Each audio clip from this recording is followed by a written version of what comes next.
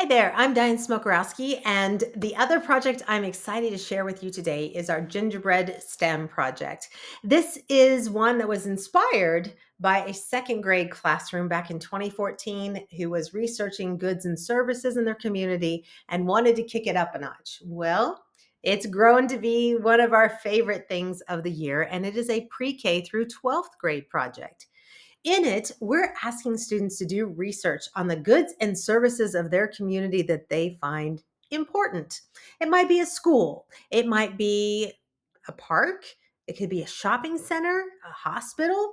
Maybe it is a local treasure like a landmark or even a mountain.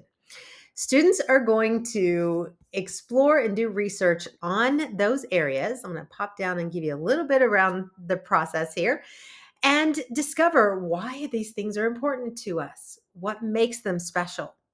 We also encourage the students to do interviews with local people, community helpers. It could be just important folks like the mayor, or it could be a national park ranger if that is in your community. Whatever that is, to help the students to unpack what makes their community special in a more in depth way, we highly recommend it.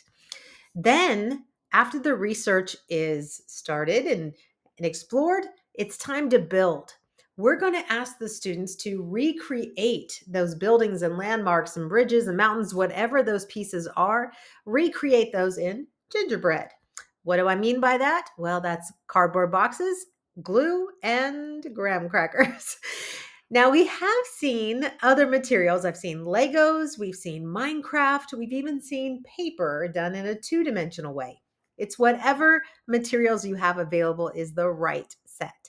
But I will tell you, the students really get excited when they can pull out all the sweets and really go to town to create their community in 3D. Once those are created, oh, and there's the 2D option. This one has a tech piece where the students would draw their community, and then we take photographs, or the teacher would take photographs and put those inside of the students' drawings. So you have a mixed media experience. But once those communities are finished, it is time to set up the virtual call and be in a partnership with another classroom in the project so that you share your community with that class, and in turn, they share their community with you. So, research, build, create, and share. Now, let's take a look at some of the previous projects that we've seen in the past. We've seen entire towns pop up in our gingerbread project. And then here's one of my favorites, the Target. And when students get involved in sharing their communities, they'll say things like, "Oh, you have a Target in your community? We have a Target." Or, "Oh, we don't have a Target, but we have a Walmart." Or, "We have a local market if I'm in another community that has neither one. But this is where we go shopping."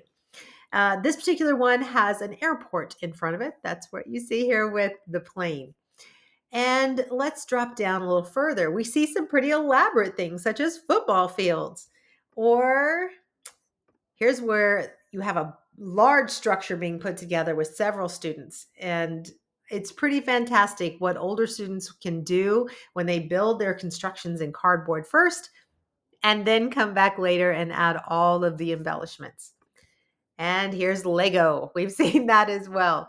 We've even had a high school participate, and I don't think I have a photo of it in here, but they actually built in a CTE course a 3D model of a cookie cutter and created their most important town and actually baked it and put it together. It was quite the engineering task and feat, but pretty fantastic. Oh, here we have a bridge of parts of Cincinnati being pulled together. If we jump over to the more section, you're going to see makerspace ideas. How could this be kicked up a notch? Well, we've seen a lot of really cool things, such as Spheros giving tours of the town where the students make videos and share. We've seen Minecraft elements like you see here, and even some Arduino pieces or paper circuits to light up those buildings. So that's the Gingerbread STEM project. It opens every November, and we'd love you to participate with us next year.